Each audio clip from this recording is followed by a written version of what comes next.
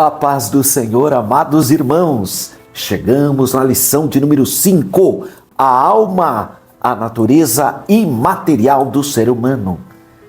Entramos no mês de novembro, então vamos retomar. No mês de outubro, nós estudamos na primeira lição a tricotomia do homem e depois nas próximas 3 lições sobre o corpo humano.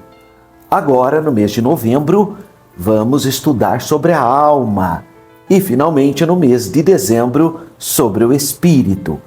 Então, a lição de número 5, especificamente, a alma, a natureza imaterial do ser humano.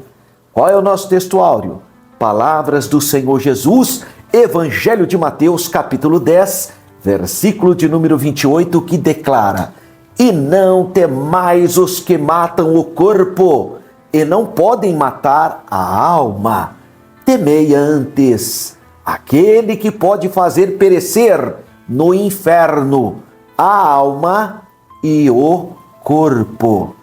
A nossa verdade prática declara: cuidar da alma é uma atitude fundamental para uma vida cristã estável e uma eternidade de alegria e paz. É isso mesmo, é muito importante cuidar da alma. Sabe o que Deus disse para Josué no capítulo 1? No capítulo 1 do livro de Josué, nós temos 3 vezes o Senhor Deus dizendo a Josué: esforça-te e tem bom ânimo. Sabe o que é bom ânimo? Boa alma. É ter, então, ser uma pessoa muito equilibrada emocionalmente. Graças a Deus.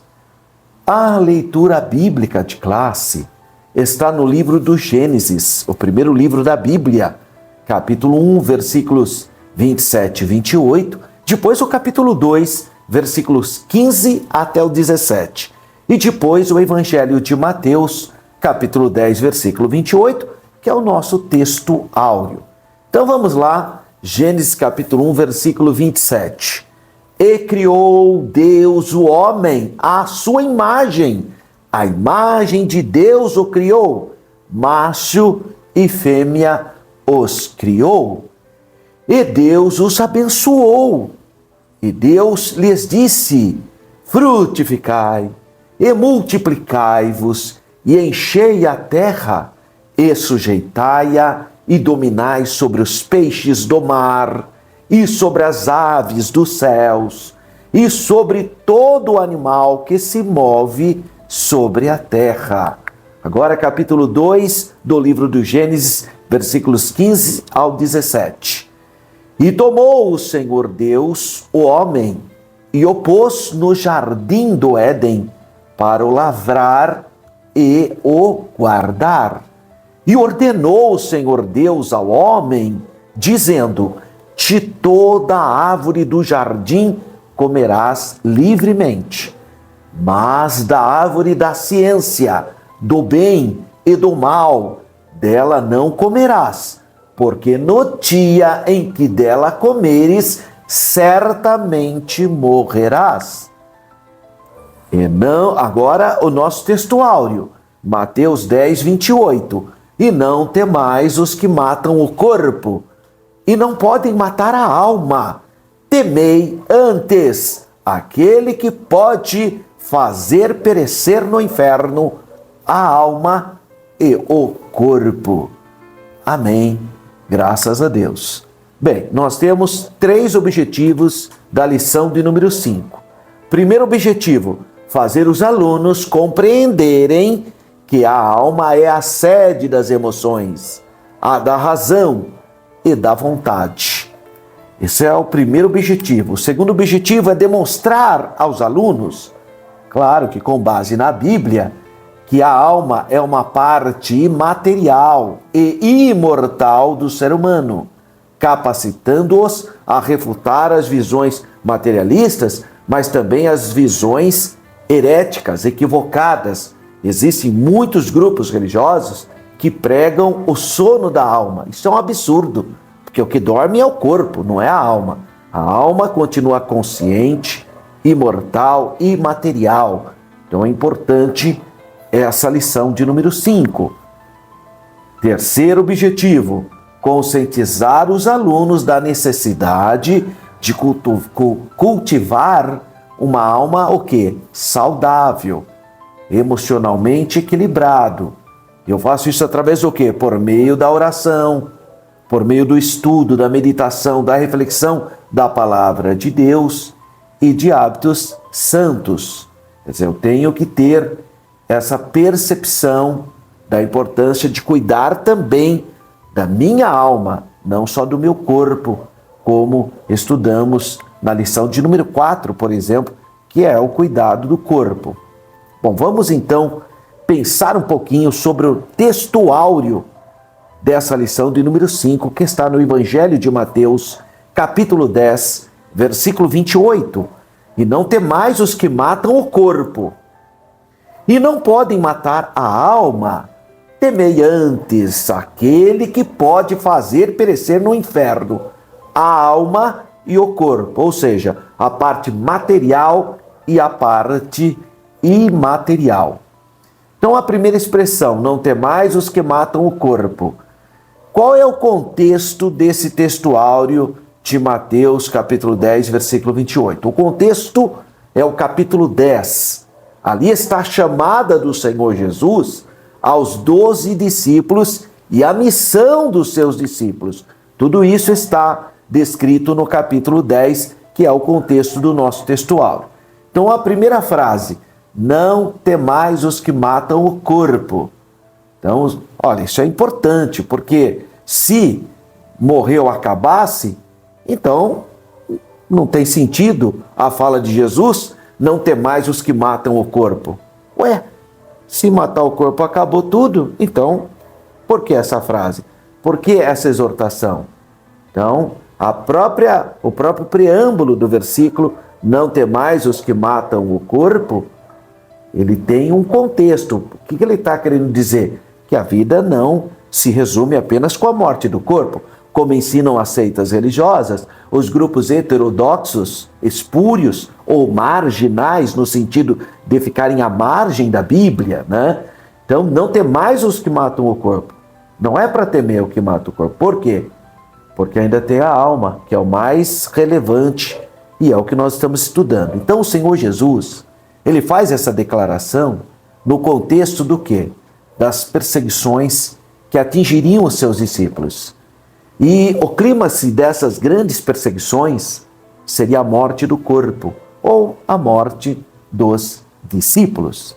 Mas, claro, de maneira martirizada.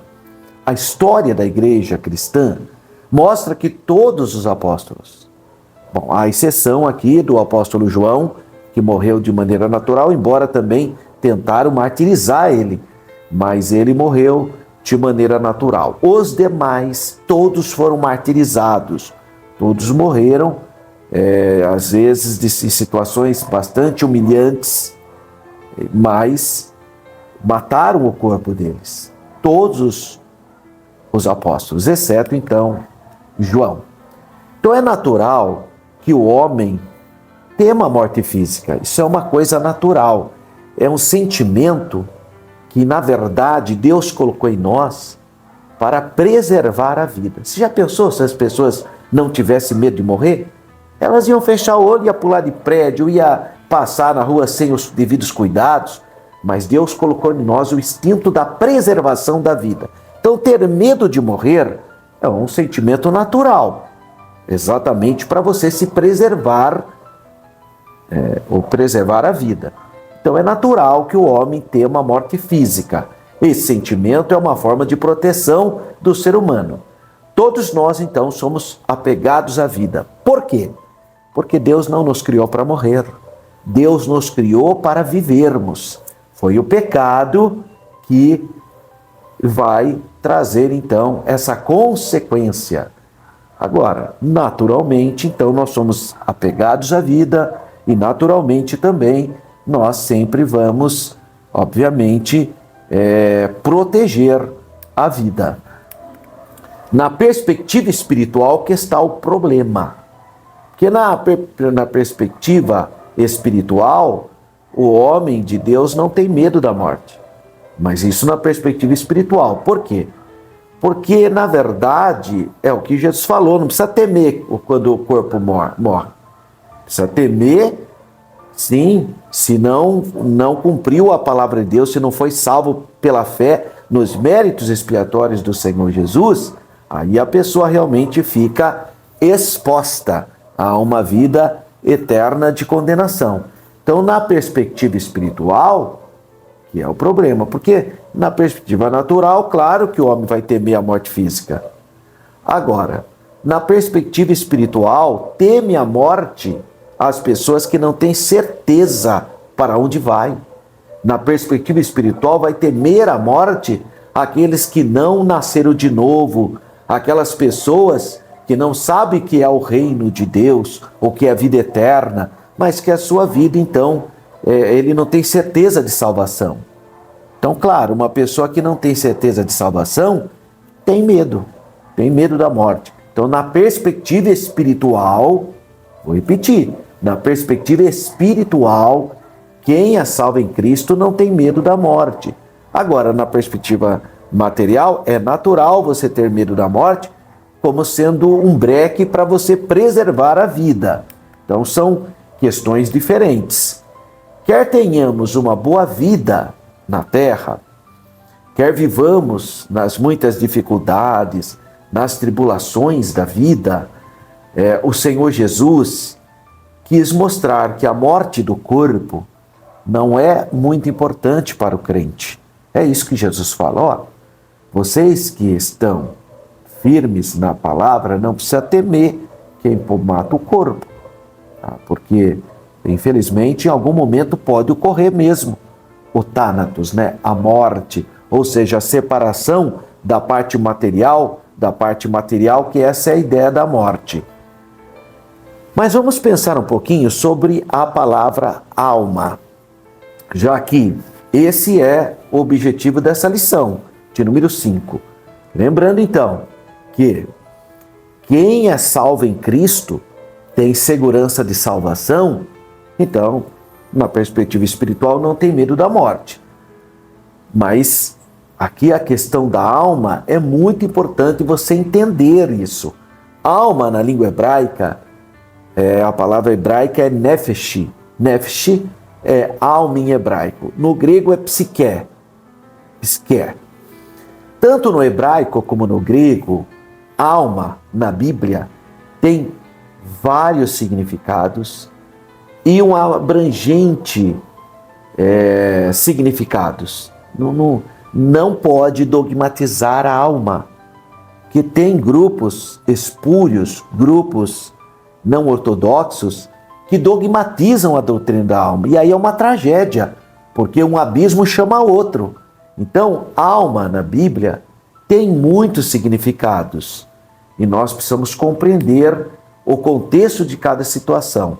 Então, a palavra alma na Bíblia pode se referir ao princípio da vida, pode se referir à vida dos animais, pode se referir nos aspectos espirituais e psíquicos, de modo que não é honesto, não é intelectualmente honesto, nem teologicamente, estabelecer uma definição rígida e dogmática da palavra alma. Você não pode fazer isso.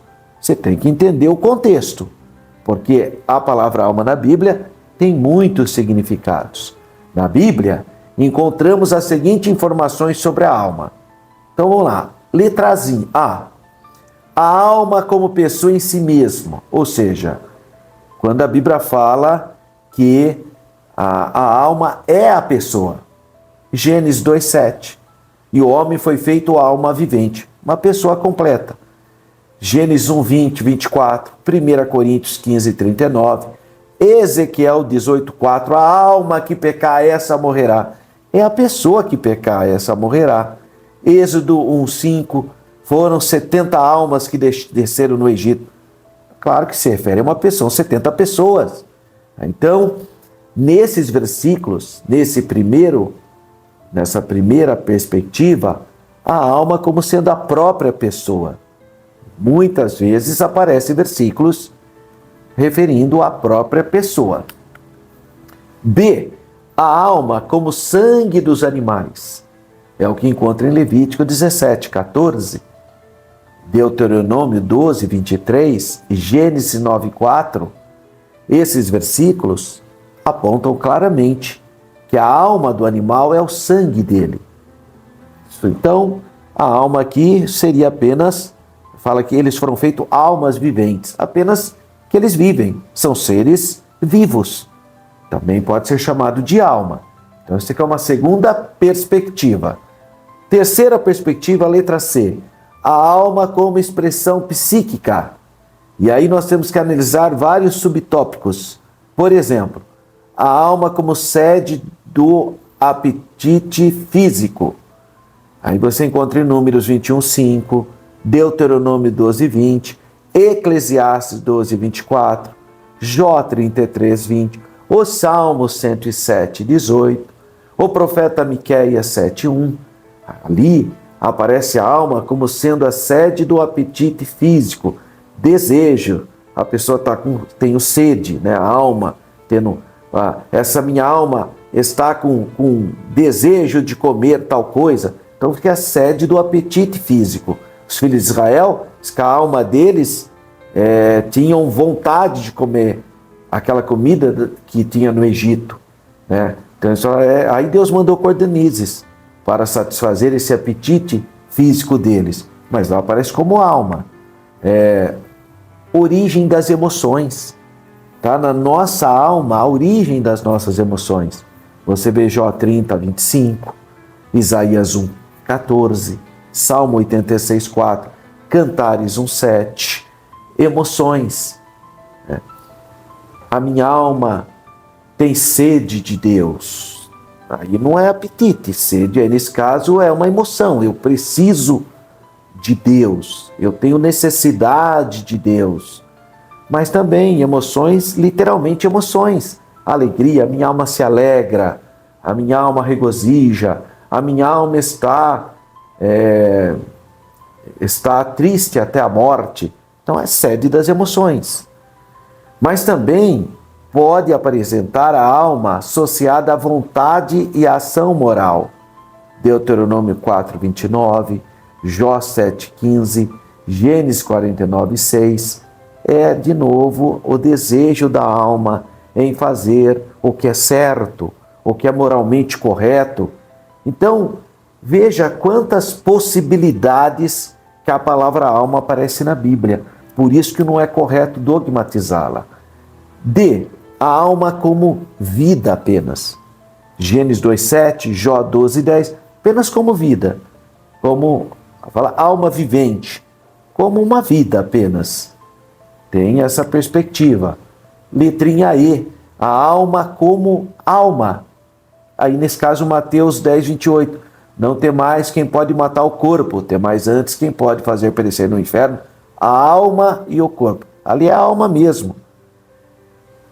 Quando se fala alma como alma, por exemplo, a alma dos mortos debaixo do altar de Deus. Apocalipse capítulo 6, versículos 9 a 11. Eu vou ler o texto, olha só.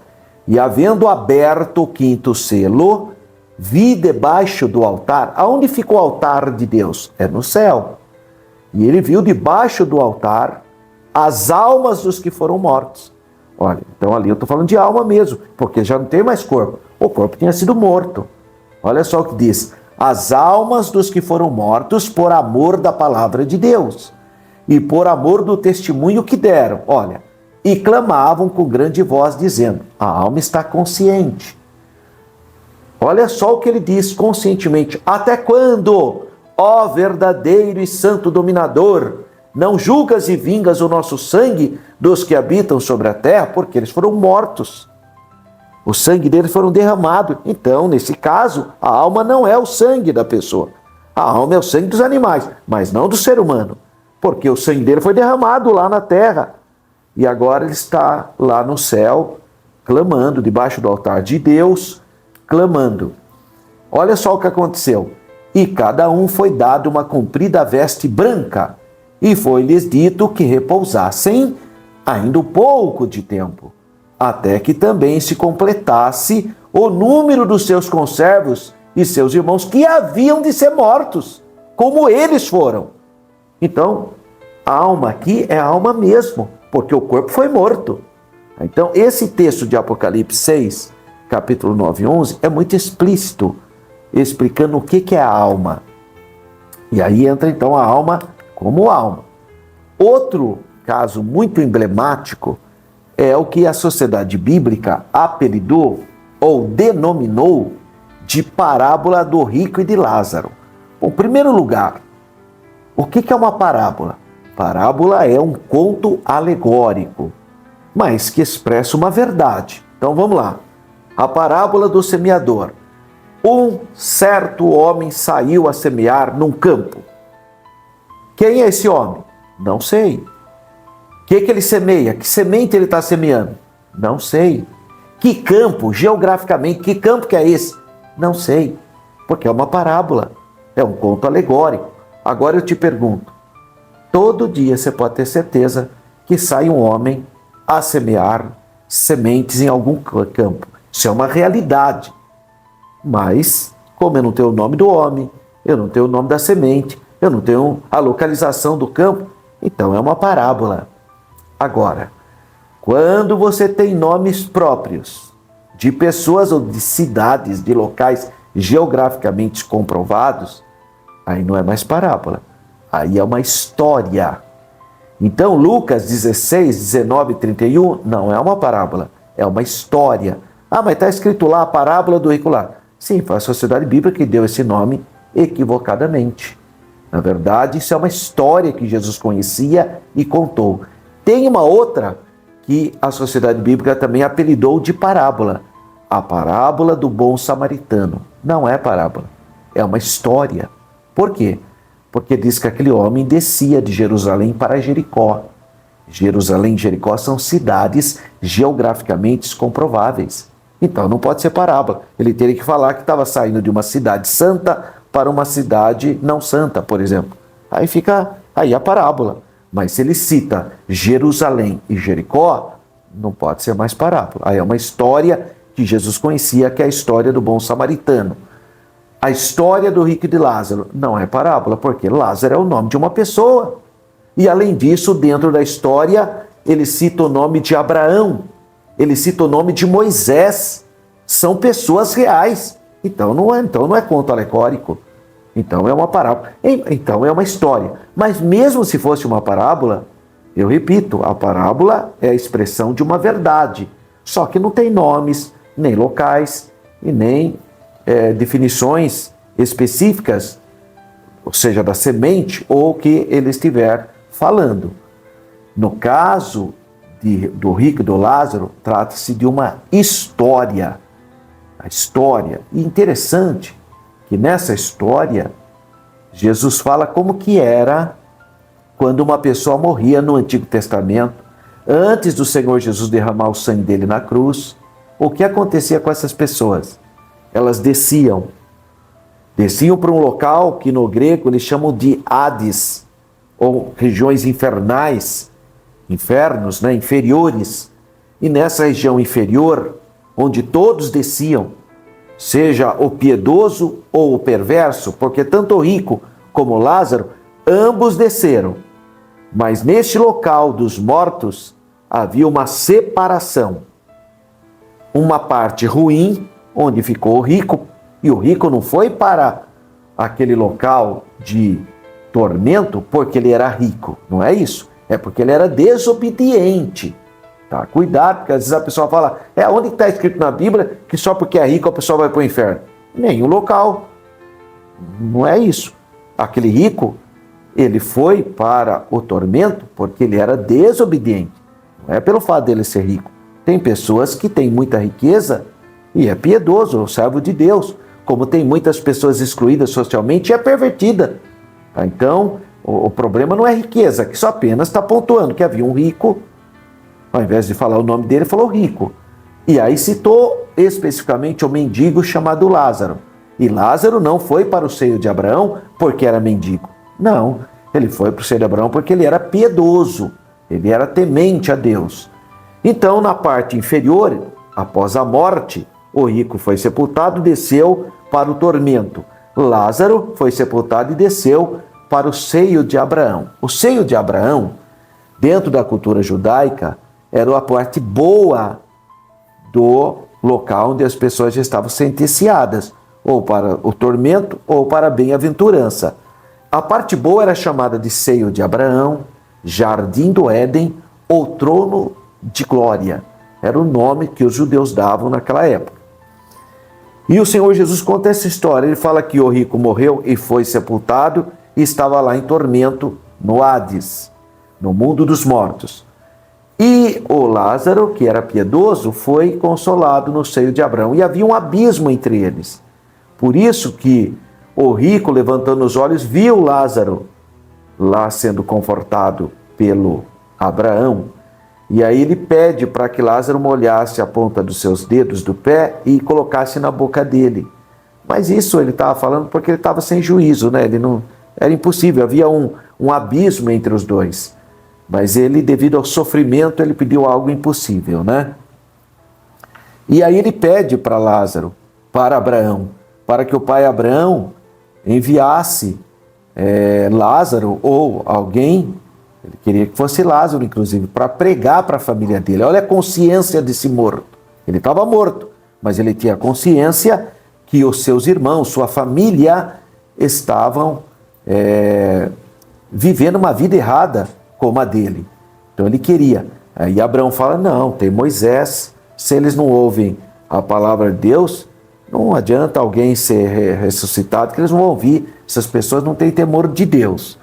Mas, e aí de novo você vê que se trata de uma história, porque ele cita o nome de Abraão e o nome de Moisés. Então essa história ela é muito importante porque mostra como era no Antigo Testamento. E é isso mesmo que acontecia. Se você ler ali no livro do Gênesis, quando Jacó pensou que José tinha morrido, que ele não tinha sido morto, mas ele pensou, porque seus irmãos levaram a capa dele, que ele tinha presenteado seu filho José, sujo de sangue, então ele interpretou que José tinha morrido. Sabe qual é a lamentação de Jacó? Jacó diz assim, os seus filhos tentam consolá-lo, confortá-lo, e Jacó fala assim, eu não vou ser confortado, até que eu vá para o sepulcro, ou seja, até que ele morresse, e encontrasse o meu filho José. Consciência da alma. Isso diz Jacó, isso no Antigo Testamento. Mas ele fala literalmente, até que eu desça, porque todos que morriam, desciam. Mas quando o Senhor Jesus morreu na cruz, lembra do diálogo dele com o ex-malfeitor? Um continuava no seu pecado, o outro se arrependeu e falou, lembra de mim quando entrares no teu reino, ou no paraíso. E o Senhor Jesus disse, hoje mesmo estará comigo no meu reino. Por quê? O que aconteceu? Pode ver que Jesus morreu antes.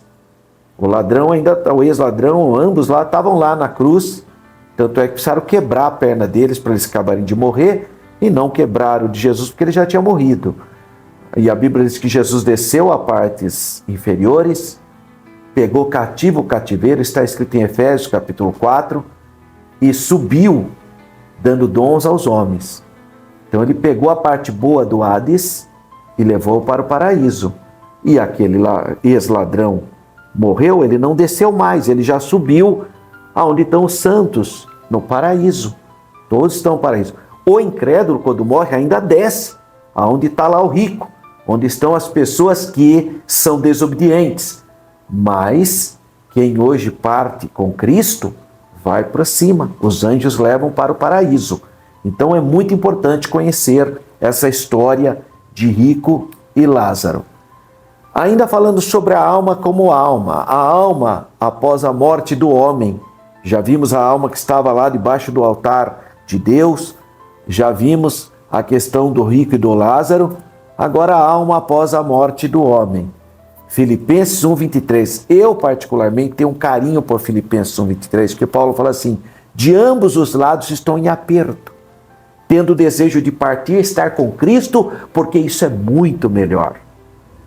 Isso é muito melhor, porque é muito melhor, irmão. 2 Coríntios capítulo 5, ele fala assim, sabemos que enquanto estamos nesse tabernáculo, né? Que nós desejamos deixar esse tabernáculo. Paulo fala em 2 Coríntios capítulo 5. Ele fala que quando se desfizer esse tabernáculo, temos de Deus uma cidade feita por mãos divinas, não humanas. Então, você percebe, tanto em Filipenses 1:23 como em 2 Coríntios 5, que ali se fala da alma, após deixar esse tabernáculo, esse corpo. Isso é muito importante. Mas também tem as almas dos patriarcas. A alma dos patriarcas estão vivas diante de Deus, consciente. Por quê? Porque em Mateus capítulo 22, versículos 31 a 32, o Senhor Jesus, respondendo aos saduceus, que criam no sono da alma ou na transmigração da alma, o Senhor Jesus disse, não, Deus não é Deus de mortos. Então a pessoa que acha que morreu, acabou, acha que a alma fica inconsciente, que a alma está dormindo, aí Deus seria Deus de mortos. Mas Deus não é Deus de mortos, Deus é Deus de vivos. Por isso que pode dizer o Deus de Abraão, porque Abraão está vivo diante de Deus. Deus de Isaac, porque Isaac está vivo diante de Deus. Deus de Jacó. Olha, Moisés e Elias estão vivos diante de Deus. Eles apareceram lá no Monte da Transfiguração e conversavam com Jesus. Então eles estão vivos e conscientes. Essa história de que a alma é inconsciente, grupos espúrios se basearam no livro de Eclesiastes em 2 versos dos Salmos, que nós vamos verificar, completamente descontextualizados. Eles desprezam toda essa palavra divina para se apegar a uma teoria completamente falaciosa do sono da alma. Não existe sono da alma, existe sono do corpo, mas a alma está consciente, graças a Deus. Por isso que os mártires enfrentaram a morte sem medo, porque é o que diz exatamente Mateus 10, 28. Não temais o que pode matar o corpo, temais antes aquele que pode fazer perecer no inferno a alma e o corpo. E ponto 4, a alma do menino que voltou para o seu corpo. Leia 1 Reis 17, 21 e 22. O profeta Elias vai orar e a alma do menino vai voltar no corpo do menino, porque a alma dele tinha saído do corpo. Isso ocorre também com Raquel, quando Raquel foi dar à luz a Benjamim, a Benoni, o segundo filho de Jacó, com Raquel. Raquel teve José, e quando ela foi dar à luz ao seu segundo filho, ela morreu. A Bíblia diz que a sua alma saiu do corpo. Está escrito isso no livro de Gênesis. Tá? Então a alma, quando a alma sai do corpo, é que a pessoa morreu. Aí, ó, a alma de Raquel saiu do seu corpo e ela morreu. Está escrito em Gênesis, capítulo 35, versículo 18. E a esperança dos discípulos de Jesus, né? João 14, por exemplo. Não se turbe o vosso coração, credes em Deus, crede também em mim. Na casa de meu Pai há muitas moradas. Capítulo 13, versículo 36. Jesus fala em João 17, 24, que ele quer mostrar a glória dele antes da fundação do mundo. 1 Coríntios 15, 19. Aliás, 1 Coríntios capítulo 15 fala da ressurreição do corpo, né? E ponto 7, a alma do ex-malfeitor da cruz partiu para o paraíso. Lucas 23, 43. E aí você vê lá, ó, quando Jesus levou cativo o cativeiro, de Efésios capítulo 4, versículos 8 a 10, ou 1 Pedro 3, 18, quando fala que Jesus foi e pregou aos espíritos em prisão. Ele pregou. Tem gente que já faz uma confusão, fala, não, Jesus foi lá pregar para salvar, não tem nada a ver de salvação. Ele apenas pregou. Falou, vocês não creram, vocês espíritos que não creram que eu sou o Messias, então eu estou aqui, tá? Vocês estavam errados, né? Então, mas não significa que ele foi salvar. A salvação é enquanto a vida, né? Depois da morte segue-se o juízo. Letra F, a morte no livro de Eclesiastes. No livro de Eclesiastes é onde os grupos espúrios mais se apegam. Eclesiastes 3, 19 e 21, Eclesiastes 9 e 10. Se você ler, fala que as pessoas, quando morrem, vai ser sua memória. Fala esses versículos. Só que o que as pessoas esquecem especialmente os grupos religiosos espúrios, é que o livro de Eclesiastes não é para fazer doutrina, porque não está falando de vida após morte. Está falando da morte, como encerrando aqui no nosso cotidiano. Como nós sabemos isso? Porque aparece no livro de Eclesiastes 29 vezes a expressão debaixo do sol. Porque é um sábio que está falando sobre as coisas que acontecem debaixo do sol. Portanto, não se trata de vida eterna, mas da morte do ser humano na dimensão terrena. Tanto é que no Eclesiastes fala que morre o homem, morre o animal e eles não têm recompensa. Como assim não tem recompensa? Claro que nós temos recompensa. Mas aí eu estou falando da eternidade, né? Agora ali ele está falando debaixo do sol. Debaixo do sol não tem recompensa. Pode observar, morre um animal, morre um ser humano, por mais rico que ele seja, por mais influente, não tem recompensa nenhuma, vai virar pó, a mesma coisa. Então é um assunto explicado debaixo do sol. Você não acha mesmo que vai aparecer 29 vezes a expressão debaixo do sol e você acha que isso não tem nada a ver, né? Aí é demais, né?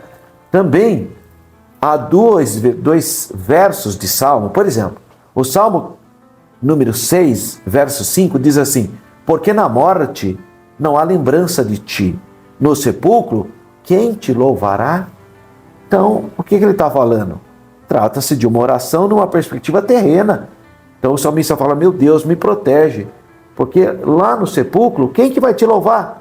Ué, vai lá no cemitério, vai lá no sepulcro, você tem coral lá? Claro que não, né, irmão? Tem ninguém te louvando lá. O que as pessoas estão lá? O corpo entrando em estado de composição. Não tem. Então é um salmo que também se detém na perspectiva humana, terrena. Outro salmo, que é o 115, verso 17. Os mortos não louvam ao Senhor, nem os que descem ao silêncio. Mas qual é o problema? Não, por quê? Ele está se referindo ao que é o corpo. A hora que você sepulta o corpo, ele desceu ao silêncio. O corpo está inconsciente, o corpo vai entrar em estado de decomposição. Então não tem louvor ali o corpo. Por isso os mortos não louvam ao Senhor. Mas ele não está se referindo à alma da pessoa. A alma, nós acabamos de ler aqui em Apocalipse, capítulo 6, as almas debaixo do altar de Deus clamando. Então, não podemos confundir uma coisa com outra. Uma coisa é a parte material. A material realmente não louva, porque desce ao silêncio, desce ao sepulcro, entra em estado de decomposição. Mas não está falando da alma. Em nenhum momento está falando da alma humana. Então, muito cuidado com esses dois salmos, ou dois versos desses dois salmos, e muito cuidado também com o livro de Eclesiastes, porque ambos estão refletindo sobre a morte física. Não tem nada a ver com a alma que está consciente diante de Deus ou padecendo já a sua condenação. Porque a Bíblia é clara: após a morte segue seu juízo. Ou vai para o paraíso, ou vai para o tormento. Mas consciente. Claro, né, irmão? Só faltava você ir para o céu. Não estou sabendo de nada, nem sei o que eu estou fazendo aqui. Ou então vai para o inferno, você vê, nem sei porque eu estou aqui sofrendo. Claro que você sabe. Se você morreu hoje, você sabe muito bem se você foi condenado ou se você foi para o céu. No paraíso você vai saber que graças a Jesus, porque eu criei em Jesus, eu invoquei o santo sangue de Jesus, eu criei no Espírito Santo, eu criei na Bíblia. Então, claro, você foi salvo pelos méritos de Jesus, você tem essa consciência. Por isso que no céu as pessoas estão todo o tempo dando glória a Deus. Santo, santo, bendito é o nome do Senhor, o Deus Todo-Poderoso que era, que é, que há de vir. Claro, ele está adorando a Deus por causa da grande salvação. E as pessoas que estão em condenação têm consciência também, eles estão sofrendo por causa das suas escolhas erradas. H. Sobre a ressurreição de Lázaro. No Evangelho de João, capítulo 11, fala sobre Lázaro. Jesus ressuscitou Lázaro. E se você ler o capítulo 12, você vai ficar surpreso. Em primeiro lugar, Jesus usa uma expressão que ele fala assim: Lázaro dorme. Mas a quem Jesus ia ressuscitar? O corpo de Lázaro. Então ele está se referindo ao corpo. É o corpo que dorme, não é a alma de Lázaro. Como nós sabemos que a alma de Lázaro estava consciente? Vamos ler João, capítulo 12. Capítulo 12, olha só o que aconteceu com Lázaro. Talvez você nunca tenha prestado atenção no capítulo 12. O capítulo 11 fala da ressurreição de Lázaro. No capítulo 12, diz assim no versículo 9: E muita gente dos judeus soube que ele estava ali, e foram não só por causa de Jesus, mas também para ver a Lázaro, a quem ressuscitara dos mortos.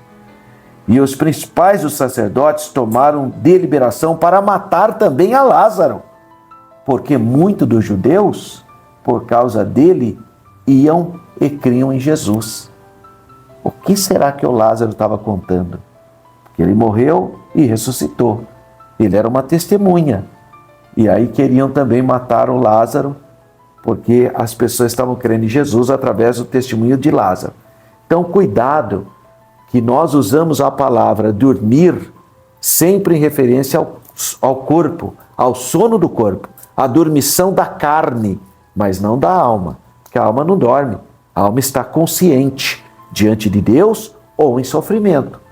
Mas, e por que eu uso a expressão dormir? Para suavizar também o impacto da palavra morte. Então a pessoa veio a óbito, o que a gente fala? Dormiu, padeceu, partiu dessa para melhor, foi promovido às mansões celestiais. Tudo maneiras de confortar e minimizar os efeitos da palavra morte. Então Jesus empregou essas expressões para suavizar e reduzir ao mínimo a seriedade ou os efeitos duradouros da morte física. É como se o sono fosse uma morte periódica e como se a morte fosse meramente o sono do corpo. Eis aí a explicação à luz da Bíblia quanto à questão da imortalidade da alma, porque a alma sobrevive à morte do corpo. É isso que diz o texto áureo, Mateus 10, 28. Temei antes aquele que pode fazer perecer no inferno a alma e o corpo. Agora, veja só o absurdo de alguns intérpretes. Querendo negar o caráter de Deus como juiz, dizem que a alusão é a Satanás e não a Deus, como se fosse Satanás que poderia destruir a alma e o corpo. Olha o absurdo desses grupos espúrios. Primeiro que a tradição nem permite isso. Pode pegar lá a patrística, todos os que fizeram comentários sobre o texto são unânimes. Todos os, no primeiro e segundo século, todos que fizeram a análise de Mateus 10, 28, falam que nem eu estou falando aqui, que Jesus está dizendo o seguinte: não precisa temer o que mata o corpo, precisa temer antes a Deus. Ele é poderoso, né, para te condenar eternamente, porque ele é o justo juiz. Então, os argumentos em favor dessa interpretação esdrúxula de que se trata do diabo destruidor, eles dizem o seguinte, que é mais próprio ter-se tal receio de Satanás do que um Deus amoroso e Pai eterno. Sempre a mesma história. A pessoa é desobediente, não quer fazer a vontade de Deus, aí vem com essa história, mas um Deus amoroso, um Deus cheio de amor, será que ele vai me mandar para o inferno, ele que me ama? Então por que você não obedece? É você que tem que obedecer.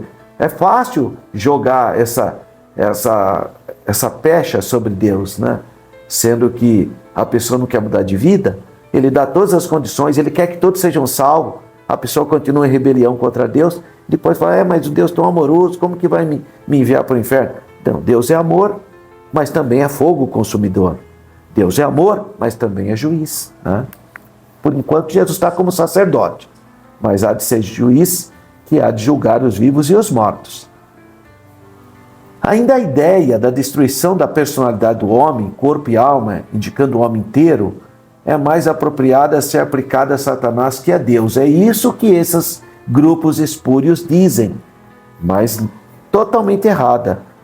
E ainda eles argumentam que a palavra grega, aqui usada para destruir, fala de modo geral de uma destruição nociva, e tudo que é mal é obra de Satanás. Então esses três argumentos são levantados por pessoas que acham que parte desse versículo se refere ao diabo e não a Deus. Completamente equivocados. Isso é uma moderna interpretação. não é uma interpretação patrística, apostólica, primitiva da igreja. Então essa interpretação se baseia na influência psíquica do homem e na sua relutância em crer em tais coisas acerca de Deus. E não se apoia na Bíblia, obviamente. Porque o inferno ou a condenação não é contrário ao amor de Deus, em hipótese alguma. Pelo contrário, é favorável à justiça de Deus. Olha o que diz Gálatas capítulo 6, versículo 7. Não erreis. Deus não se deixa escarnecer, porque tudo que o homem semear, isso também ceifará. Então o inferno não foi preparado mesmo para o homem. O inferno foi preparado para o diabo e os seus anjos. O Senhor Jesus disse isso em Mateus 25, 41. Quem for para o inferno não poderá culpar ninguém, mas foi a sua própria escolha, não foi culpa de Deus. Vamos ler? João capítulo 3, versículos 17 a 19. Porque Deus enviou seu Filho ao mundo, não para que condenasse o mundo, mas para que o mundo fosse salvo por ele. Quem crê nele não é condenado, mas quem não crê já está condenado, porquanto não crê no nome do unigênito Filho de Deus. E a condenação é esta, que a luz veio ao mundo, e os homens amaram mais as trevas do que a luz, porque as suas obras eram más. Eles escolheram as obras da carne, das trevas. Por isso serão condenados. Portanto, o inferno não é contrário ao amor de Deus, pelo contrário. O inferno é compatível com a justiça de Deus. Quem crer e for batizado será salvo, e quem não crer será condenado. Então Deus não tem o inocente por culpado. Olha só o que diz o profeta Naum, capítulo 1, versículo 3. O Senhor é tardio em irar-se, mas grande em força, e ao culpado não tem por inocente. Amém, irmãos? Então essa é uma reflexão sobre o nosso textual. Quero aproveitar essa oportunidade e pedir para você inscrever no nosso canal. Se você ainda não se inscreveu, não esqueça que o nosso YouTube é Professor Alberto. Só digitar lá Professor Alberto e não esqueça de inscrever-se no canal, porque aí você vai ativar aquele sininho que tem ali no canal para você receber notificações de outros vídeos, de avisos, de coisas relevantes. E eu sempre peço para você, compartilhe esse material. Tem muita gente que precisa ouvir esse comentário desse texto áureo. Pessoas que estão sendo enganadas por grupos espúrios. Tá? Tem programas na televisão hoje de heresias. Eles estão falando na televisão essas heresias, no YouTube, nos rádios. Então, compartilhe com o seu grupo da sua igreja, com os seus familiares. Eles precisam conhecer a palavra. Então, compartilha, tenho certeza que vai ser uma grande bênção. E se você ficou em dúvida de alguma coisa nesse comentário do texto áureo, pode escrever para mim. Se você quiser que eu envie uma resposta específica para o seu e-mail, coloque o seu e-mail lá. Você coloca o seu nome, da onde que você é, para que a gente possa enviar a resposta para você. Graças a Deus. Então, lição de número 5. E o tema é a alma, a natureza imaterial do ser humano. 2 de novembro é o primeiro domingo do mês de novembro. Então vamos para a introdução do conteúdo da lição 5. Então na primeira lição foi apresentado então o conceito preliminar de alma quando nós falamos da tricotomia do homem, a tríplice constituição do homem. Nós vimos então, junto do espírito, a alma e o espírito são inseparáveis. A alma e o espírito compõem a parte imaterial do ser humano. Então, é importante você entender que Deus criou o homem, o seu espírito e alma e o seu corpo. Agora, nessa lição de número 5, vamos aprofundar um pouquinho sobre o conceito de alma. Vamos estudar os atributos, a sua importância no relacionamento com Deus e com o próximo. Qual é a palavra-chave dessa lição? Qual é a palavra-chave? Alma. Nós estamos falando da alma, que no hebraico é nefesh e no grego psique. Então, o primeiro tópico da lição, atributos da alma. 1.1, de volta ao Gênesis. Bom, a parte material, então, do ser humano é a que mais diferencia dos animais, como bem evidenciado na criação. Gênesis 2:7. Nenhum animal, Deus fez alma vivente, soprou nele o seu espírito. Deus fez todos eles como seres vivos, mas Deus não soprou espírito nos animais. Então não tem sentido você achar que o homem e o animal é a mesma coisa. Não é a mesma coisa. Não é. A Bíblia fala que uma é a carne do animal, outra a carne do peixe, outra a carne das aves. Então não tem nada igual, nem o corpo é igual. Então, o homem, Deus soprou seu espírito, a racionalidade, a vontade própria, o raciocínio é diferente, as emoções. Então não pode achar que homem e animal é a mesma coisa, não se trata da mesma coisa. E eu repito, Gênesis, Deus soprou o seu espírito no homem, mas não nas árvores nem nos animais. O homem é um ser pessoal, criado à imagem de Deus. Outra coisa importante, a Bíblia diz que Deus criou o homem à sua imagem. A imagem de Deus o criou. Então tem gente que tem um problema, porque a Bíblia fala que Deus, falando, ele declara, façamos o homem, essa pluralidade na linguagem de Deus, obviamente deixa perturbado quem não crê na Trindade, né? Porque como é que vai explicar Deus falando? Para quem crê na Trindade, está ali o Pai, o Filho e o Espírito Santo, façamos o homem à nossa imagem, à nossa semelhança, tudo resolvido. Mas e quem não crê na Trindade? Aí tem um problema. Aí que eles fazem? Não, é que Deus estava falando com os anjos. Impossível. Por quê? Porque anjo não é criador. Quem cria é Deus. E a Bíblia diz claramente que o homem foi feito à imagem de Deus. Não foi feito à imagem de anjos. É a imagem de Deus que criou. E criou com autodeterminação. Do Criador fez-lhe seu representante e disse para ele, enchei a terra, sujeitai e dominai. É isso que Deus falou. Em outras palavras, o homem tinha que trabalhar na terra, né? Porque ele ia lavrar a terra. Sua capacidade de administração, compreensão e decisão moral é resultado do caráter consciente e autônomo da alma humana. Isso só o homem tem, só a humanidade tem. Bom, o exemplo aqui é a aptidão de lavrar e guardar o jardim, conforme Gênesis 12:15, que é o jardim do Éden. Discernir entre o certo e o errado e fazer escolhas, conforme Gênesis 16:17. Dar nomes para os animais, conforme Gênesis 2:19. Essa razão, isso não encontra nos animais. A parte afetiva do homem é demonstrada na afirmação divina da necessidade de ele se relacionar com outro ser humano. Então, olha só, o estilo de Moisés, o estilo literário de Moisés, é primeiro dar uma visão geral e depois ir para o específico. Por isso que fala, Deus criou, macho e fêmea criou. Depois é que ele vai falar a criação da mulher, que é o estilo literário de Moisés. Ele dá uma visão geral em Gênesis capítulo 1 e depois vai para o específico, vai falar no capítulo 2 sobre a criação da mulher.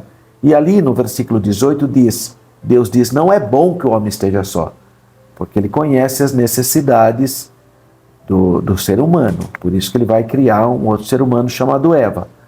Alguns eruditos consideram ser a primeira composição poética da história humana a fala de Adão. Ossos dos meus ossos, carne da minha carne, chamarei varoa, porque do varão foi tirado. No hebraico, a palavra homem é ish,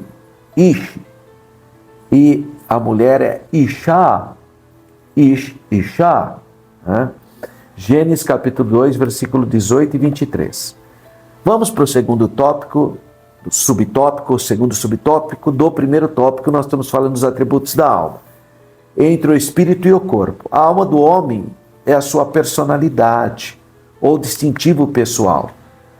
Quais são então os 3 atributos que caracterizam a alma? Emoção ou sentimento, razão ou intelecto, volição ou vontade própria. Tá? Então esses 3 elementos é que diferem um ser humano que tem alma dos animais. Não é o corpo. Tem gente que pensa que é o corpo, né? Não, você veja, o elefante tem um corpo enorme e não é pessoa, porque ele não tem sentimento próprio, razão e vontade própria. Não tem. É o que os sentimentos que ele tem, os seus sentidos são instintos. Tá? Não tem a ver, não tem esse sentimento, essa emoção que o ser humano tem. E por outro lado, os anjos e o próprio Satanás e os demônios são pessoas, mas não tem corpo. Tá? Então, cuidado, que o corpo não é fundamental para ser pessoa. Para ser pessoa, tem que ter esses atributos: emoção ou sentimento, razão ou intelecto, volição ou vontade. Por isso que não entra corpo aqui. Portanto, a sede dos afetos, o raciocínio, impulsos e desejos e decisões. É isso que faz o ser humano, a alma vivente, diferente das outras almas ou dos outros seres viventes. O ser humano emprega esses atributos em sua comunicação com Deus e com o mundo físico, principalmente seus semelhantes. Para ter comunhão com Deus, a alma serve-se do Espírito, para ter comunhão com Deus. Para comunicar-se com o próximo, o veículo é o corpo, os órgãos sensoriais do corpo, pele, olhos, ouvidos, nariz, boca. Então a alma, ela fica nesse campo de batalha. A carne puxa ela para um lado, o espírito puxa para outro. É aquela guerra espiritual de Gálatas capítulo 5, que Paulo fala que há uma guerra, né? É a guerra da alma. Se ela ceder às obras da carne, consequências tristes. Se ela ceder ao espírito, vai levar ela para uma vida de santidade. Então, pelo lado do espírito, vem esses elementos aqui, que é comunhão, sensibilidade espiritual, e pro lado da comunicação com os outros seres humanos, é o corpo, o olho, ouvidos, nariz, etc. Pode-se dizer, então, que a alma funciona entre o espírito que se conecta com Deus, o ser divino, e o corpo que se conecta com o mundo, os homens. Tá? A alma fica então nesse campo de batalha. O cântico de Maria na casa da sua prima Isabel é uma típica cena dessa tríplice interação e comunicação. Lucas capítulo 1, versículos 46 e 47. Vamos ler? Lucas capítulo 1, o cântico de Maria. No versículo 46 está escrito assim, no capítulo 1 do Evangelho de Lucas. Disse então Maria: a minha alma engrandece ao Senhor, e o meu espírito se alegra em Deus, o meu Salvador.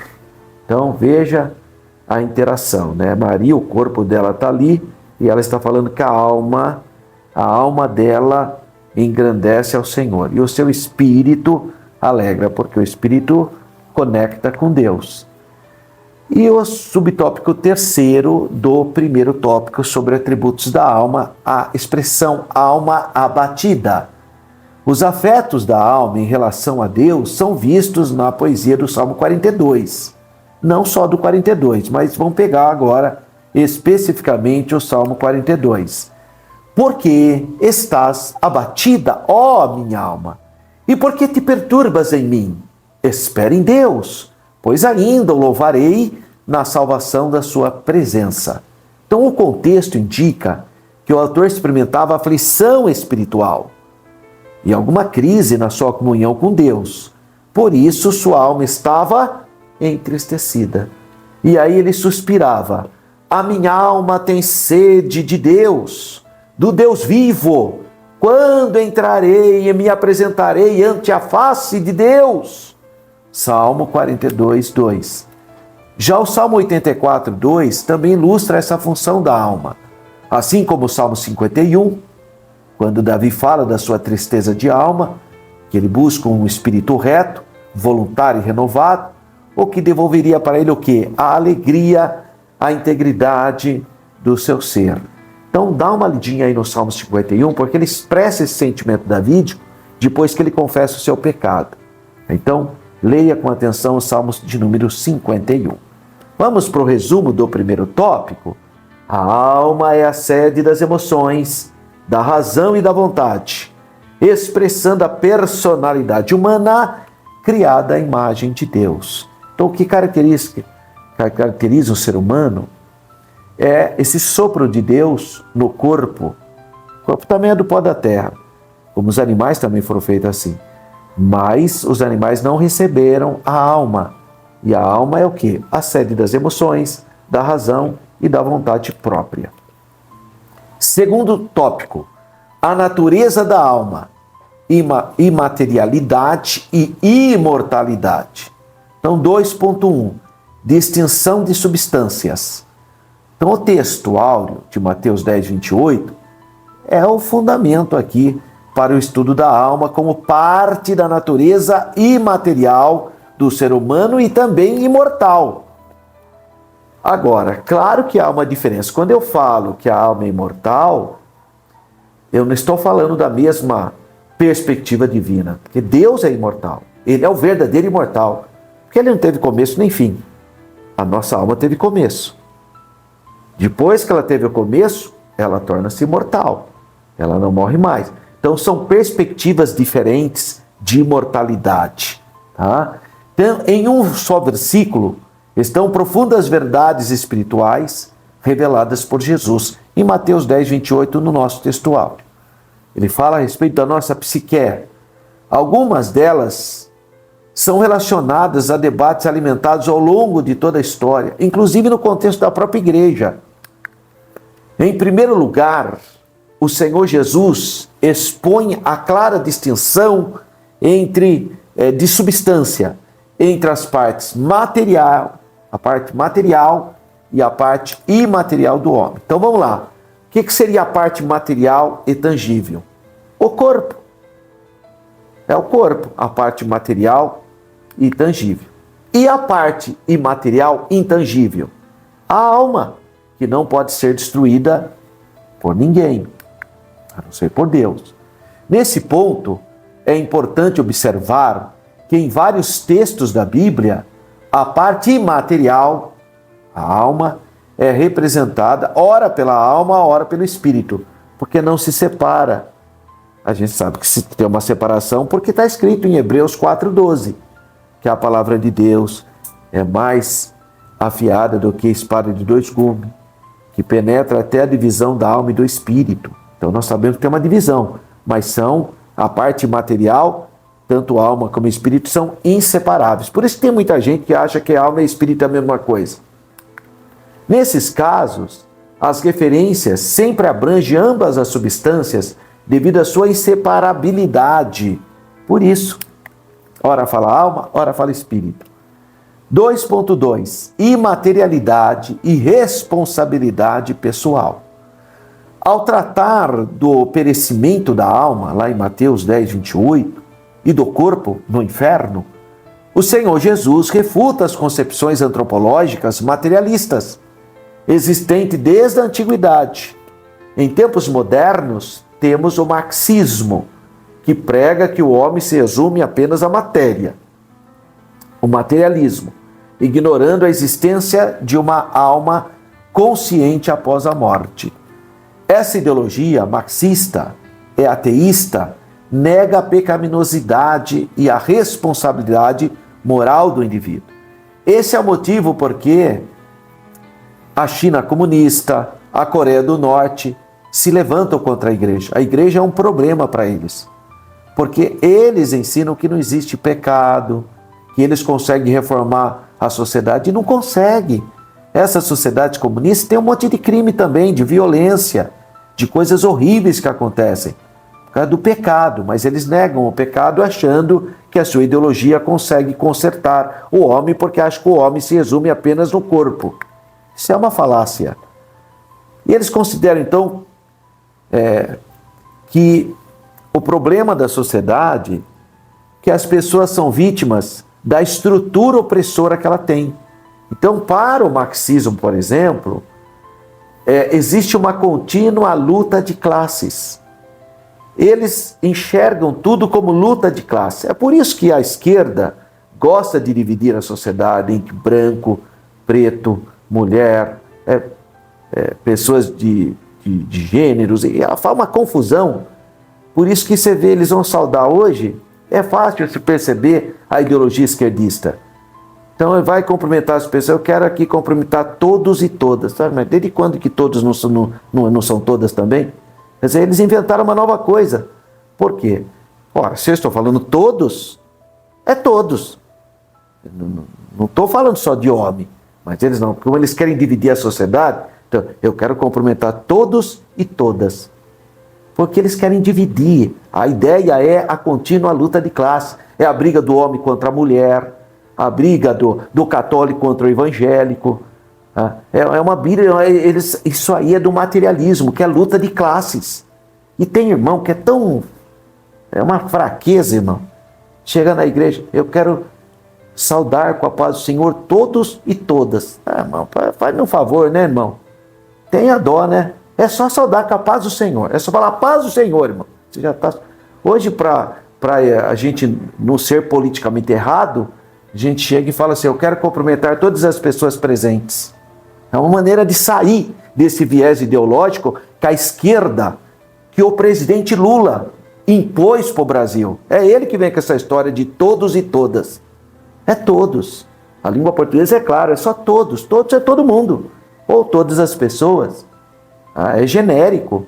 Mas não, ele quer... Isso aí é o espírito da luta de classes do materialismo. Dividir a sociedade. Eles são especialistas em querer jogar um grupo contra o outro. Isso é o espírito do materialismo, porque a base, a essência do materialismo é a luta de classes. Então identificam pecados sociais, mas não individuais. Não, pecados individuais também. Esse engano desconsidera a necessidade do arrependimento, porque a culpa é da sociedade. Você vê, né? Eu sou assim por causa da estrutura social, porque essa estrutura perversa. Não, existem mesmo pecados coletivos, mas os pecados são individuais também, porque a salvação é individual, a conversão é individual. Toda ideologia que promete soluções absolutas para os problemas do homem, por meio de doutrinas sociais, ideologias políticas ou econômicas, incorre no mesmo erro, no pecado. Não tem como fugir disso. O problema do ser humano é o pecado. 2.3. Materialismo e teologia. A visão materialista da natureza humana vai além das questões político-ideológicas. Afeta também a teologia. Tanto é que surgiu a chamada teologia da libertação, que na verdade era o quê?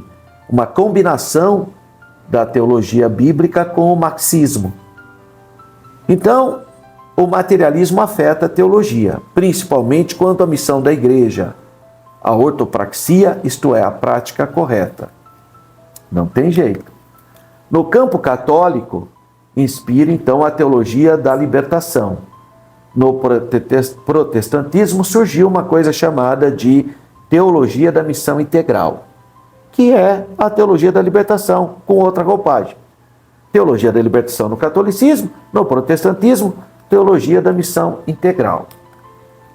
Não que nós sejamos contra a transformação que Deus faz, que é uma transformação total, mas nós não podemos misturar as coisas. Começar a fazer só questões sociais, obras. Não, o evangelho é espiritual, é mudança do íntimo, não é a casca apenas. Ambos se alimentam de concepções socioeconômicas e políticas, comuns ao marxismo. Então, o que é a teologia da missão integral? Olha, e eu falo isso com muito respeito, porque eu conheço pessoas que absorveram a ideia da missão integral, teologia da missão integral, e são pessoas piedosas. Eu conheço pessoas piedosas, mas que absorveram esse conceito. E eu entendo por que ele está nisso. E aí ele faz uma luta contra as injustiças sociais, mas ele nasceu de novo de verdade. Então eu até entendo. Mas quando ele vai falar para pessoas que não são nascidas de novo, é uma tragédia, porque aí entra no campo de política de esquerda. Olha o problema. Então, ambos se alimentam de concepções socioeconômicas de políticas marxistas, de esquerda. O fundamento é o materialismo crítico que busca tirar Deus do cenário humano e instigar lutas de classes. Porque é a base do materialismo, é a luta de classes. Tudo que ele vai ler, tudo é com base de lutas de classes. Toda negação da condição pecaminosa do homem é, no mínimo, um ateísmo prático, independentemente do viés que assuma. Não adianta. Não deixa de ser uma rebelião contra Deus. Algumas correntes teológicas contemporâneas, da atualidade, reinterpretaram a Bíblia com base em vertentes da teologia da libertação e compartilham do mesmo campo de distorção e confusão espiritual. Eles adoram os profetas. Profeta Isaías, profeta Jeremias, profeta Sofonias. Pega todos os profetas, tá vendo? Eles lutavam contra a opressão da sua época. Aí pega um monte de versículo lá, porque de fato os profetas estão vivendo um período do reino, que havia injustiça. Aí pega aqueles versículos e joga para hoje, dizendo que aqueles profetas eram tudo teólogos da libertação. Olha aqui, que fraqueza. Então eles misturam muita coisa, mistura a ideologia de esquerda materialista com textos bíblicos. Como fizeram lá, lembra no terceiro trimestre, que nós estudamos em Atos dos Apóstolos, quando a Bíblia fala e tinham todos de comum, tinham tudo em comum, aí pegaram, tá vendo, isso aqui é comunismo, tinham tudo em comum. Não tem nada a ver. O comunismo é feito em força, através da expropriação de propriedade, etc. Ali em Atos era o Espírito Santo que tocava no coração, e nem todos fizeram, ninguém era obrigado a fazer aquilo. No comunismo as pessoas são obrigadas à coletivização dos modos de produção, isso é tudo à força. Ali na Bíblia era o Espírito Santo que tocava na pessoa, a pessoa vendia a sua propriedade espontaneamente, não é que os apóstolos mandaram eles fazerem isso, nada disso, foi o Espírito Santo que tocou na vida deles. Então não tem nada a ver uma coisa com outra. Conflitam então com a sã doutrina, que é essencial para a salvação do homem. Então o problema do homem, segundo a Bíblia, é o pecado. Precisa nascer de novo para mudar de vida. Já as ideologias partem de outro princípio. Acho que precisa fazer uma reparação histórica, sempre tentando diminuir a luta de classes, porque ele acha que sempre é uma questão de luta de classes. Tanto é que a base da teoria da esquerda, sabe qual é? A ditadura do proletariado. Ou seja, a classe trabalhadora dominar, porque ela é a maior classe. Resumindo isso, é isso que prega o PSOL, PSTU, PT e Companhia Limitada. Eles falam que são democráticos, mas não são, não. A essência da teoria política é a ditadura do proletariado.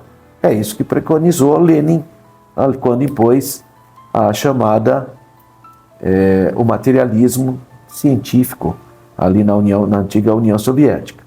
Então, resumo do tópico 2. A alma é imaterial e imortal, distinta do corpo, e continuará existindo após a morte, sendo responsável diante de Deus. Quero convidar você, uma vez mais, para você que está assistindo, para você escrever de que cidade você é, só para a gente ter uma ideia aí aonde tem chegado as nossas aulas, né? E você também pode conhecer, através desse trabalho que estamos fazendo, a nossa escola teológica, a STEADEC, que é a Escola Teológica da Assembleia de Deus de Campinas, que, se Deus permitir, no ano de 2026, vai ter também cursos online, que vai facilitar as pessoas que não moram em Campinas e nem na região metropolitana de Campinas. Mas eu quero pedir uma vez mais para você, compartilhe esse vídeo. É importante. Se você quiser escrever para mim, entra aí no YouTube, digita lá Professor Alberto, você vai entrar no meu canal, e aí você pode mandar uma mensagem para mim, coloca o seu e-mail, tá bom? É só digitar lá no YouTube, Professor Alberto. E aí você vai receber lições, materiais. Tem muito material teológico que pode ajudar os seus estudos, o seu crescimento espiritual. Mas compartilhe, não esqueça de compartilhar no seu grupo. Todo mundo tem um grupo de WhatsApp, grande ou pequeno, mas tem. Mande esse material para o seu grupo de WhatsApp, compartilhe, curta lá o joinha. Eu tenho um joinha lá. Clique lá no joinha. Tá? Então curta esse material. Mas o mais importante, divulgue. Porque nós precisamos divulgar os estudos da Palavra de Deus. Último tópico da lição de número 5. Alma renovada e submissa a Deus. 3.1. Edificação e saúde. A estabilidade da nossa vida cristã e nosso destino eterno depende de como cuidamos da nossa alma. A oração é um meio eficaz. Oração, irmão. Você precisa orar, meu irmão. Meu Deus do céu. Jesus falou, entra no seu quarto, fecha a porta. Ora de verdade, rasga o teu coração. A oração tira o estresse. Isso é provado cientificamente. Tem gente que vive estressado, nervosinha, nervosinho. Entra no seu quarto, chora, clama, pede para Jesus te batizar no Espírito Santo, te dar o revestimento de poder, os dons espirituais. Pede para o Senhor Jesus fazer você nascer de novo, se você ainda não nasceu de novo, para você ser liberto desse estresse, sabe, desse nervosismo. Jesus liberta essas coisas. Mas você tem que orar, né, irmão? Agora a pessoa não ora, não lê a Bíblia. A Bíblia é fundamental, eu tenho que ler a Bíblia todo dia, para eu ter sensibilidade espiritual, para você alimentar a sua alma. Então a oração é um meio eficaz para nos livrar da ansiedade, um transtorno de dimensão global. E o Senhor Jesus, a presença de Deus, você orando, clamando para Deus, exercendo fé, tudo isso, essa ansiedade vai sendo eliminada. Deus nos dá a sua paz. Quando você tem paz com Deus, você começa já a ter qualidade de vida.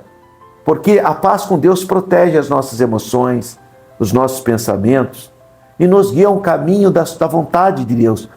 Olha, se você orar todo dia, se você ler a Bíblia todo dia, você vai ter mais sensibilidade espiritual. Vai ser uma bênção. Nossa parte é alimentar nossa mente apenas com o que edifica. É o que Paulo fala aos Filipenses, né? É importante. Eu sugestiono que você leia com os seus alunos Filipenses, capítulo 4, versos 6 e 8. Olha só o que o apóstolo Paulo diz. Olha que bonito. Não estejais inquietos por coisa alguma. Antes, as vossas petições, tem que orar, né? Sejam em tudo conhecidas diante de Deus, pela oração e súplicas, com ação de graça. Em Tessalonicenses, Paulo fala orar sem cessar.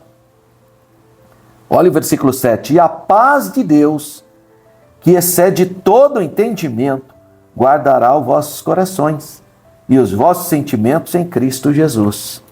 Então, ore mais, irmão. Ore, peça para Deus a direção, para você ter sensibilidade espiritual. Clame ao Senhor. O que falamos, o que ouvimos, o que lemos, o que vemos, nossos hábitos diários determinam a saúde da nossa alma. A pessoa acaba de acordar, já põe na televisão e vê uma notícia de tragédia, tudo vai ser, o dia dele vai ser horrível. Ele já parece que suga aquela negatividade. Aí vai trabalhar já totalmente mal, refletindo aquilo, aquela ansiedade. Então, é isso. Pense nessas palavras. O que falamos, o que ouvimos, o que lemos e o que vemos. Porque isso vai refletir no nosso cotidiano, vai mexer com a nossa alma. 3.2. Purificação e renovação. Ainda quanto aos cuidados da alma, a Bíblia nos adverte dos maus pensamentos, dos desejos impuros e perversos e das intenções e inclinações malignas. A Bíblia adverte tudo isso. Então devemos purificar e renovar a nossa alma, para que sejamos transformados e venhamos experimentar qual seja a boa, agradável e perfeita vontade de Deus, vivendo em santidade e temor. Essa é a vontade de Deus para a minha vida e para a sua vida. Então, o resuminho do tópico 3. A alma precisa ser purificada e renovada continuamente para viver em santidade e comunhão com a vontade divina. Como eu faço isso? Ora, orando e lendo a Bíblia. Oração e estudo da palavra. Vai alimentando a sua alma para você ter força contra as obras da carne. Considerações finais. O cristão precisa viver em plena santificação, porque é o caráter do nosso Deus. Ele fala, sede santo porque eu sou santo. Isso inclui a contínua rejeição dos pensamentos erráticos, sentimentos errados e desejos pecaminosos, mantendo pura a sua alma. Você tem que orar a Deus, irmão. Peça para o Espírito Santo entrar. Faz como o salmista fala lá, sonda, meu Deus, e conhece o meu coração. Vê se há em mim algum caminho mau e guia-me pelos caminhos direitos. Você tem que orar. Você tem que pedir para Deus tirar do seu coração todo sentimento que não glorifica a Ele. Tem que pedir para Deus tirar do seu coração todo sentimento de culpa, de dor. Tem para Jesus mexer nas suas emoções, lavar a sua alma com o sangue dele. Tem que orar, irmão, e ler a Bíblia. A Bíblia santifica a gente. Olha, o Salmo 119, lembra? Como purificará o jovem o seu coração? Escondi a tua palavra no meu coração para não pecar contra ti. Então, a vitória, a chave da vitória é orar e ler a palavra de Deus. Atribui-se a Lutero a frase que diz assim, isso aqui atribui a Lutero, não significa que foi ele, né? Não podemos impedir que os pássaros voem sobre nossas cabeças, mas podemos impedir que eles façam ninhos sobre elas. Então, eu estou caminhando, eu não posso impedir que um pássaro passe voando sobre mim, não tem jeito. Mas eu posso impedir que ele volte, sente na minha cabeça e faça um ninho, né, irmão? Então, é isso que ele está dizendo. Eu estou indo na rua, eu vejo coisas e tal. É o olhar da inocência. Tá? Ouviu, tira o olho imediatamente, foge da aparência do mal, ora a Deus para você ser dirigido pelo Espírito Santo. Então, é interessante essa frase. Realmente eu não posso impedir que os pássaros voem sobre a minha cabeça, mas eu posso impedir que eles venham e façam ninhos. Que Deus abençoe você e sua classe. Lição de número 6. Olha que bênção. A consciência, o tribunal interior. Será 9 de novembro, a segunda aula do mês de novembro, falando sobre a alma. Agora, uma vez mais, eu quero falar com você sobre os livros. Livros importantes para você que é professor, para você que é aluno. E eu quero aqui, primeiramente, indicar esse livro, O Povo de Israel, uma perspectiva bíblica, histórica e pentecostal. Pensa num livro gostoso para ler, doce, é esse livro. Se você ainda não tem muito aprofundamento na Bíblia, eu oriento você a ler esse livro, O Povo de Israel. Tenho certeza que você vai ter um lindo conhecimento sobre o povo de Israel, desde a chamada de Abraão, hein? Agora, se você já tem formação universitária, sabe o que é uma tese, sabe o que é um trabalho científico de qualificação, de pesquisa para qualificação, então eu quero sugestionar esse livro aqui, Jerusalém no Imaginário Religioso, do judaísmo ao pentecostalismo. É um livro que tenta provar uma ideia, uma tese. Por isso ele tem citações de vários outros autores. Aí fica uma leitura um pouco árida. Mas você que quer ter uma ideia de como que gestou a ideia de Jerusalém, a importância dessa cidade, que hoje é uma cidade querida por 4 bilhões de seres humanos, então você precisa ler esse livro, Jerusalém no Imaginário Religioso. Finalmente, mas não menos importante, é um livro novo aqui, lancei em 2025 esse ano, Geografia Bíblica. Primeira parte, uma geografia histórica. Segunda parte, uma geografia física. Tem muita coisa interessante sobre a flora, a fauna da Bíblia, as montanhas, os rios, a hidrografia, os grandes rios da Bíblia, os mares que banham Israel, o Mar Vermelho, que em hebraico é Yom Sofit, por que em hebraico é Mar de Juncos, tudo escrito nesse livro aqui, vale a pena adquirir. Então você pode adquirir, se você for de Campinas ou da região metropolitana de Campinas, você entra em contato com a STADEC, que ali você adquire o livro. Mas se você morar em qualquer parte do Brasil ou no exterior, é entrar aí no Mercado Livre. Entra no site do Mercado Livre, ele faz até 6 vezes sem juros. O link está aí na descrição. Tenho certeza que esse material pedagógico vai enriquecer a sua vida.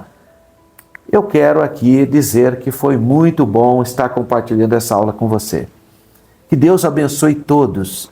Mas não esqueça de se inscrever no canal. Ative o sininho aí para as notificações, para você ser avisado dos próximos vídeos.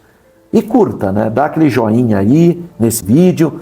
Me manda aí um comentário. Se você ficou com alguma dúvida, olha, eu não entendi direito essa expressão, envia aí. Para mim é um prazer responder para você. Um grande abraço. Fique na paz do Senhor.